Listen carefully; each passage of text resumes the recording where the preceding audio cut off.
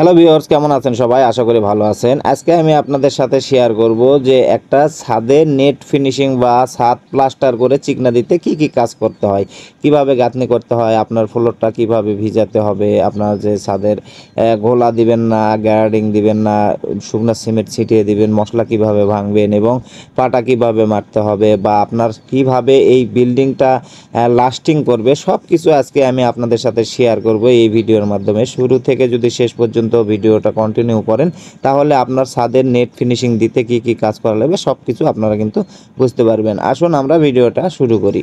প্রথম কাজটি কি করতে হবে, আপনার যে ছাদের চারের সাইডটা যেটা আছে সেটা কিন্তু ইট দিয়ে গাঁথনি করতে হবে। যদি আপনি করেন ইট দিয়ে গাঁথনি না করেন সেক্ষেত্রে হয়তো বা সিমেন্ট বালি মশলাটা কিছু নষ্ট হতে পারে, কারণ আমরা মশলাটা যখন ভেঙে দেব তখন হয়তো সাইড দিয়ে পড়ে যেতে পারে। এই জন্যে আপনারা কি করবেন, প্রথমে যে চারের সাইডে ইটের একটা করে গাঁথনি দিয়ে নেবেন বা এটা একটা বর্ডার দিয়ে নেবেন, যাতে এমন কিছু দিয়ে দিবেন যাতে আপনার মশলাটা ভেঙে দেওয়ার সময় যেন এই আলটা বা আপনার বাঁটটা বা গাঁথনিটা যেন নষ্ট না হয়ে যায়। এই জন্যে আপনাকে কি করতে হবে, পুরো সাইডে কিন্তু একবারে গাঁথনি করে নিতে হবে, কোনো জায়গায় ফাঁকা রাখবো না, আমরা পুরোটাই গাঁথনি করে নিছি। এইভাবে যদি গাঁথনি করে নেওয়ার পরে কি করতে হবে, আপনাকে এখানে মশলা মিশাইতে হবে। মশলা মেশানোর আগে আমি একটা কথা বলি যে এই ছাদটা কিন্তু আমাদের নেট ফিনিশিং দেওয়ার কথা ছিল না। এখানে দেখেন পুরো ছাদটা কিন্তু ঝাড়ু দিয়ে আঁক দেওয়া হয়েছে। ছাদ ঢালাইয়ের দিন মালিক বলছে যে ছাদে আমরা নেট ফিনিশিং দেবো বা প্লাস্টার করে চিকনা দেবো। এই জন্যই কিন্তু আমরা কি করছি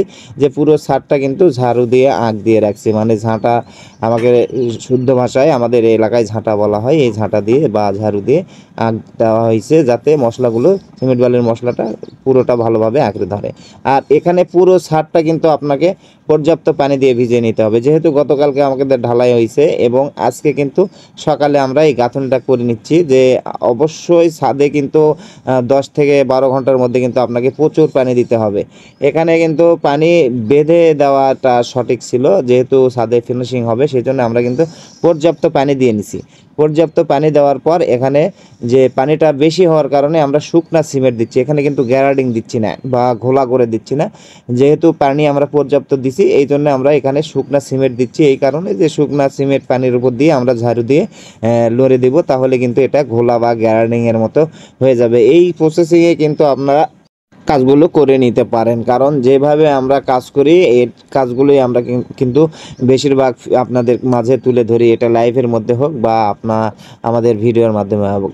যখন গোলাটা পুরো ছাদটা আমরা দিয়ে নেব তখন কিন্তু আমরা কি করব যে এখানে মশলাটা ভেঙে দেবো, মানে পুরো ছাদটা কিন্তু আপনাকে ঘোলা দিতে হবে।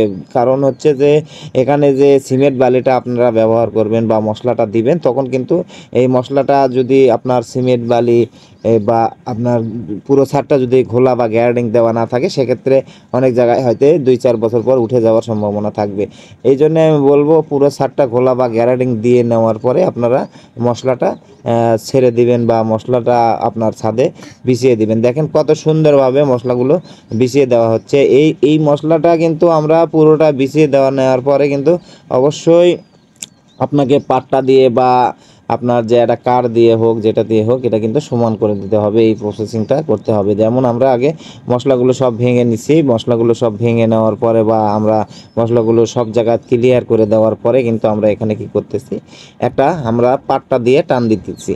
মানে এই মিস্ত্রির ভাষায় এটা পাট্টাই বলা হয় সব এলাকায়। আপনাদের এলাকায় কি বলে অবশ্যই আপনারা আমাদেরকে জানাতে পারেন। আমাদের এলাকায় পাটা বলা হয়। পাটা দিয়ে কিন্তু পুরো ছাদটা আমরা সমান করে নিব। আর দ্বিতীয় কথা হচ্ছে যে এই ছাদটি কিন্তু যেহেতু এই ছাদের উপর দ্বিতীয় ছাদটা আমাদের হয়তো 10-15 বছরে বা 20 বছরেও হয়তো না হওয়ার সম্ভাবনাই বেশি, সেজন্য কিন্তু ছাদটাতে প্লাস্টার করে চিকনা দেওয়া হচ্ছে, যাতে উঁচু নিচু যদি থাকে, আমরা তো ফ্ল্যাট ছাদ আমরা যখন একটা ছাদ ঢালাই করি তখন কিন্তু ওয়াটার লেভেল দিয়ে লেভেল করে নিয়ে ঢালাই দেওয়ার চেষ্টা করি, যে ছাদটা যেন এক লেভেল থাকে। আর এখানে কি করা হয়েছে যে ছাদটা কিন্তু আমরা এক লেভেল ঢালাই করছি, কিন্তু ঢালাইয়ের দিনই আমাদেরকে বলা হয়েছে প্লাস্টার করে চিকনা দেওয়া হবে। সেই জন্য কিন্তু আমরা কি করব, একটু ছাদটি কিন্তু সুলভ করব।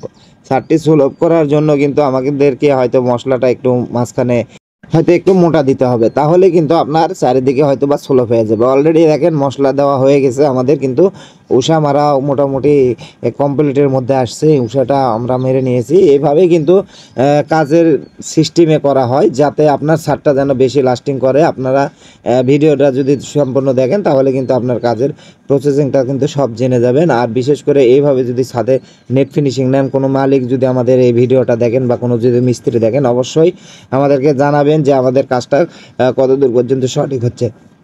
এখন এসে সর্বশেষ ফিনিশিংয়ে আসছি আমরা। এখন ফিনিশিংয়ে আসছি কি, এখানে দেখেন সিমেন্টের ঘোলা বা গ্যারাডিং দেওয়া হচ্ছে।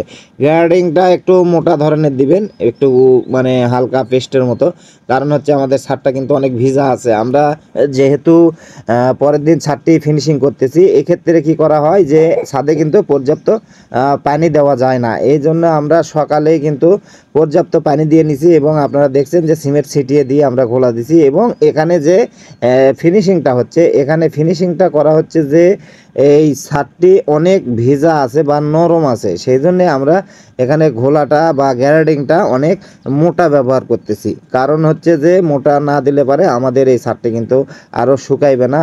আমাদের প্রায় এখানে আমাদের প্রায় 7-8 ঘন্টা হয়ে গেছে, আমাদের সন্ধ্যা লেগে গেছে। আমরা সকাল থেকে কিন্তু এই ছাদটাই ফিনিশিং করতেছি। আমরা চাচ্ছিলাম যে ছাদটি যেন সবসময় ভিজাই থাকে, এখানে ছাদটা কিন্তু অনেক ভিজাই আছে।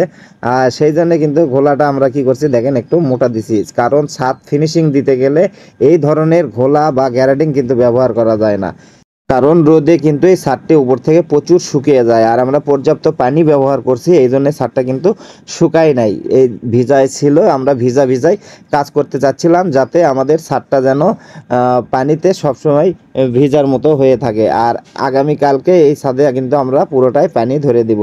ধন্যবাদ সবাই।